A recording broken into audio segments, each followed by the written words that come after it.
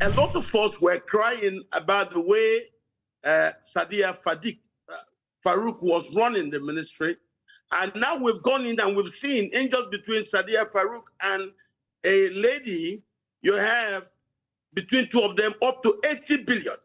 The issue of 585 million is just a distraction, even though that is the window that leads us into this.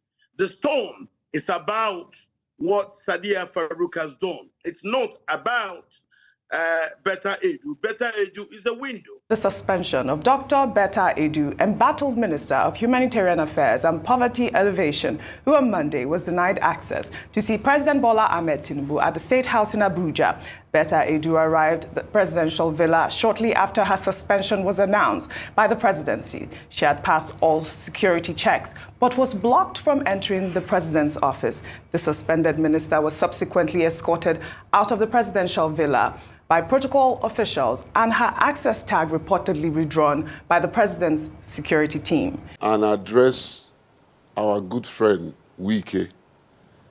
Mr. Wike, you are FCT minister.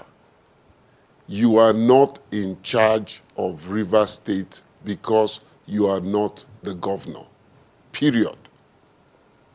And I know you know that. So let's not mix issues and address issues the way they should. Please, sir, you are not in charge of Rivers State. You are not the governor. There is a governor. There's a sitting governor of the state. And as long as he's the sitting governor of the state, you are not in charge. You are in charge of FCT. You are our governor here. We agree. But for River State, you're not in charge. We just sleep, wake up, or the next thing, they say Tinubu don't cut government by 60%. Say it don't reduce the number of escorts where they follow him, the vice president, and your wife, the first lady. My country people, the question when they ask, now be say, why this sudden move, why this sudden change, all of a sudden? It don't see I'm say internet go catch fire due to these ministers we input for position. They don't they chop money, they embezzle money. So it not say finger is pointing back to him because now he put them in place. My country people, now they decide, say, okay, wait till the people one day interested to hear. Wait till be the news we be say they go like to see. Now they all bring this news, come and say, Tinubu don't cut the entourage by 60%. Well, it's pervasive. What you're still doing is really not about Minister Betta Edu. I think Betta Edu was just the door you open to really go into the house of corruption as was built over the past 5 years by the minister whose invitation caused all this. There is a focus on Ministry of Humanitarian Affairs. A lot of us were crying about the way Sadia Farouk was running the ministry.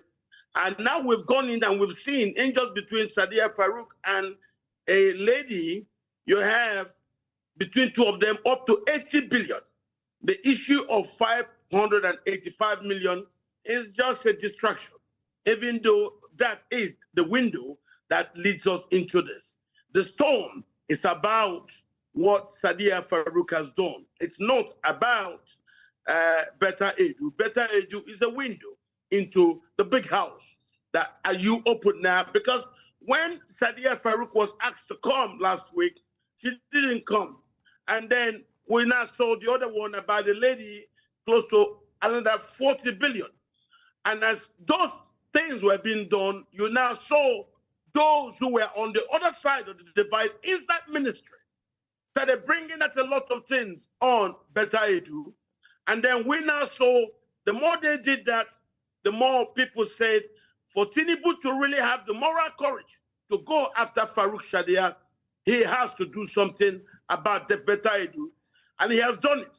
Suspended her, and now asked the EFCC to further invite Sadia Farouk today. Sadia Farouk arrived at the EFCC, and of course, the other lady And in between two of them, we've only seen just about 80 billion. 80 billion. We've not gone far. There is a lot of stench in that ministry. But Mr. Ononoju, yes, apologies to butt in there. Mr. Ononoju, is this case of the minister indicative of larger problems within the government, or is it just an isolated incident? It is not an isolated incident. It is part of the larger problem. When Farouk Shadia was doing the dishing, a lot of people couldn't say anybody in their village got 10 cents. When Bola Tinubu became president, he said, look, we want accounting. You cannot say there is no account. Show us the accounting. First, the states where you say they are going to, it won't be. It will now be a national program. So, where are the receipts? What did you do? And as the investigation started going in, don't forget, this is just Ministry of Humanitarian Affairs. Nobody could question her because of our same relationship with President Buhari. Now we are seeing there is more. You are just seeing the tip of the iceberg. So that's why I say, don't be distracted with Better Edu. Better Edu is just a small curtain in a big house. And we've gotten into the house. Tinubu cannot get into this house without the moral courage to make the instructions he made today about Better Edu. The real problem is the massive elephant in the room, Sadia Farouk, and the others inside. It's 5 years old that ministry was established. It was established after I made a public statement on television for which Vice President Osibanjo claimed that he would remove his immunity and sue me to court. I stood my ground, I called his bluff, and after he could not defend himself, everything that was under him was removed, and it was now used to establish a ministry. Now, that ministry was not supervised, as you were told by Buhari. He does not supervise anybody. Now we are seeing that for 5 years, a lot have gone in that ministry, and now that the current government is looking into that ministry, we are now seeing a fight back from people in the ministry, starting the current minister, but still the president has to go in, must go in to see what's going on for 5 years. And that's what you're having. So I believe these are just mourning on a very long pre-creation day. I do not have any doubt. Okay, permit me to ask at this point, Kaj. If I may just ask at this point, Kaj, do you think the minister's suspension is really the silver bullet needed to help address the issue of corruption and embezzlement? Or do you think more drastic steps need be taken? A lot has to be done by Tinubu himself. There is a lot of widespread corruption. Look at his budget. The budget was simply a protocol for corruption. So it is not about Better Edu. Don't be deceived. So the Better Edu suspension is just, a smoke screen. No. Let Tinubu show us he has the courage to ask the questions. I do not complain about asking Better Edu to shift. Better Edu is not the picture.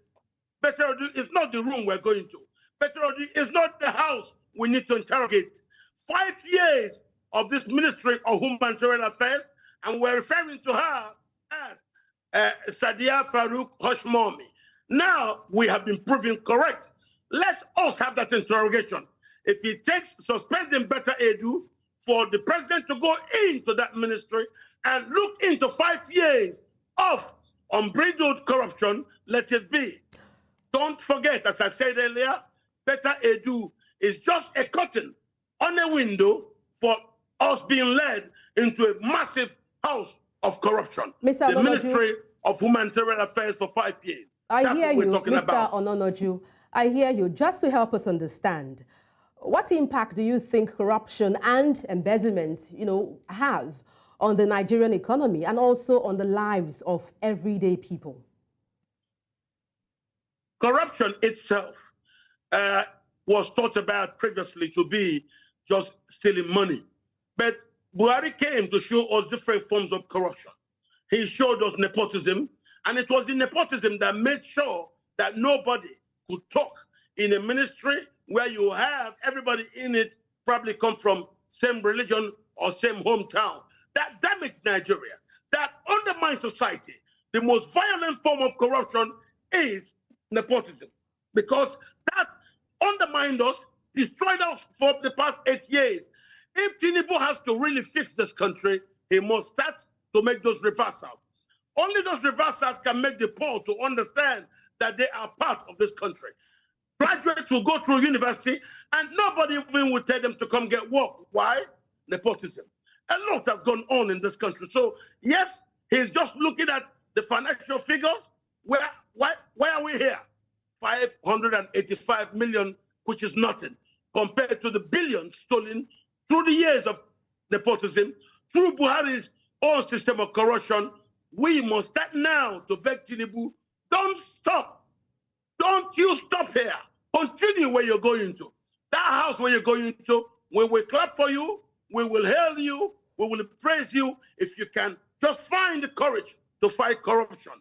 Don't deceive us. Yes, just to follow up there. Yes, if I may just follow up there, with regards to tackling corruption. How effective do you think government effort has been so far when it comes to combating corruption and embezzlement? So far, the government has not shown the political will to fight corruption. So suspending Better Edu, I understand why, but government has to be shown to be seen to be sincere. The government is not sincere. The budget was a budget of corruption, and I do not allow that. How can people be suffering? Look at how people suffered through the Christmas, but yet you are giving yourself 20 billion, giving other people 20 billion. Everybody gets 20 billion to do renovation of houses, to build a house for people who are already living in luxury, to buy bulletproof cars for servants in a country where people are suffering. How can you borrow just to steal? No, Nigeria now is ranked second only to Afghanistan in the World Corruption Index, and this is not good for the country. So the government has to do more to be taken seriously in regards to a need to fight corruption. I still want to tell you, Better Edu is not the thing we are looking for. No, Better Edu is just an heir on our journey towards a very corrupt mansion. She is not the problem. Don't deceive us with this. Suspending her is good, but also put your eyes elsewhere. What about Nigerians who are currently, as I'm telling you, suffering in IDP camps? TinuBu should visit just. That is part of corruption. Running away from visiting IDP camps and running away from visiting just and those who are killed because you do not want to offend the promoters of genocide is also corruption. Let it be an inclusive country. Okay, just one more question. Everybody have a one more question for you, Mr. Ononoju. What's your reaction to people saying the president's suspension of the minister, Better Edu, is merely playing to the gallery and scoring cheap political points? That is exactly what I've been trying to tell you. Better Edu is not the problem. Better Edu is actually not even part of the tip of the iceberg. Better Edu is just a page you open for you to look into the book. She's not part of the book. The book was written over 8 years ago under Buhari.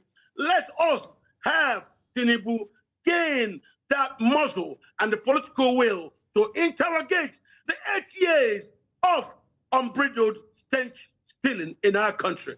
The kind of corruption that was left with our country by Buhari, according to Ribadu, actually bankrupted the country. Why would you not be able to interrogate a regime that stole the country into bankruptcy? You must do this. So, as you said, and I agree with you, and those who opine say, Better Edu is just a small screen. She is not our problem. The problem is finding the courage to ask questions to Farouk Sadia and her other lady, who between the two of them now raked up more than 80 billion.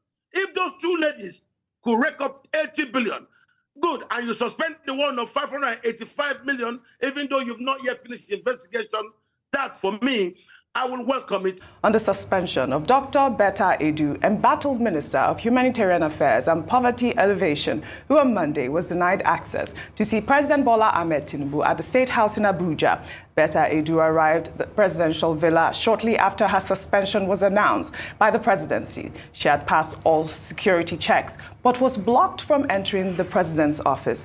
The suspended minister was subsequently escorted out of the presidential villa by protocol officials and her access tag reportedly withdrawn by the president's security team. The president directed the Economic and Financial Crimes Commission to conduct a thorough investigation into all aspects of the financial transaction involving the humanitarian ministry. We can't take a tweet, but, I didn't think that this was called for, the way that she was, escorted out of that presidential villa. We did see that video. I believe earlier I heard you say that even though that the EFCC is investigating this issue, I think that they should take care in treating people with respect and dignity, because also the Economic and Financial Crimes Commission on Monday had detained the former Minister of Humanitarian Affairs, Disaster Management and Social Development, Sadia Umar Farouk, for questioning over allegations of corruption in the handling of 37.1 billion social intervention funds during her tenure. The former minister, in a post on X, confirmed her arrival, stating, "I have, at my behest, arrived at the headquarters of the Economic and Financial Crimes Commission to honor the invitation by the anti-graft agency to offer clarification in respect of some issues that the commission is investigating." We'll call on that commission to ensure that they investigate this in accordance to the rule of law and not detain them or not harass them, the way they have even done with Emefiele, who actually was granted 100 million naira for the way that they treated him. But, in the meantime, President Bola Ahmed Tinubu also on Monday dismissed the Chief Executive Officer of the Federal Competition and Consumer Protection Commission, Babatunde Irukera, and Director General CEO Bureau of Public Enterprises, Alex Ayola Oko. Irukera's removal has generated a lot of reactions, as during his tenure, he achieved impressive feats, the most recent being the $110 million fine imposed on British American Tobacco Nigeria for breaching competition laws. The FCCPC had, after an investigation which started in 2020, revealed that BAT Nigeria and its affiliates had engaged in certain anti-competitive conduct and violations of tobacco controls and public health measures. Well, Babatunde Irukera took to social media yesterday, and this was his post. He wrote, "Grateful for the opportunity to have served the incredibly vibrant and loyal Nigerian citizens and consumers. They deserve a better deal. I leave behind a strong institutional advocate in the FCCPC and an outstanding team of soldiers who work there daily for the cause of fair markets." I wonder who would replace Irukera at this point, because he actually did very well. A lot of people have talked about his removal and are questioning why, and we also need to know why he was removed. We'll take our final story. As we continue our review of budgets in various ministries, let's take a look at this video showing Senator Adams Oshiomhole grilling the Minister of Works, Dave Umahi. During the Senate screening of the ministry's budget, Oshiomhole questioned why Umahi, who is an engineer, would allocate a mere 200 million naira for the Benin-Auchi Road, which has become a death trap due to its deplorable state. Oshiomhole also accused Umahi of abandoning his core mandate of road construction and delving into the role of the Federal Road Maintenance Agency. Let's take a look. This budget has dashed the hope of 200 million Nigerians, because none of those roads that we complain about has a location that will enable any contractor other than tuke contractors who just want to collect some money, and yet Nigerians will what's up. How can you, and I will insist with the permission of the chairman and the co-chair, that you provide an answer as to what you intend to do with 200 million to fix Benin-Auchi Road, and how much do you intend to spend per kilometer in that road, so that it can give us a window into how your mind is working that led to this kind of allocation. I emphasize only this, but I even see where, when I look at the overall budget, it will appear that the ministry is more interested in maintaining roads rather than concentrating on your core mandate. The maintenance of roads fall within the purview of FEMA. FEMA is charged with the responsibility of maintaining fake roads. So, for example, I saw where you allocated 1.4 million to replace some roads in about 3 zones in the South. And I'm like, there must be a magician in the Ministry of Works under your leadership. How? We can go page by page. Everything here will lead us to the very dirty past.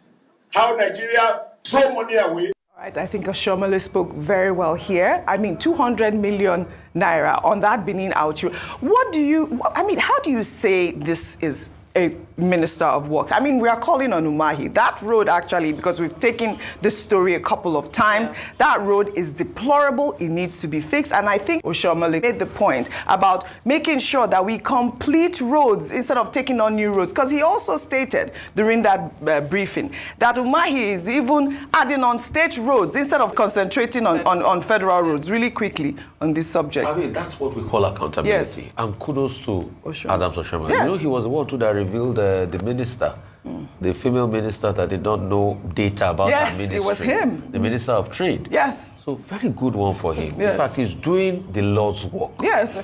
Comrade. Well done. Once a comrade, always a comrade. This is Bod TV Bod. In case the first time you come here, please don't forget to subscribe and hit that notification bell for more uploads.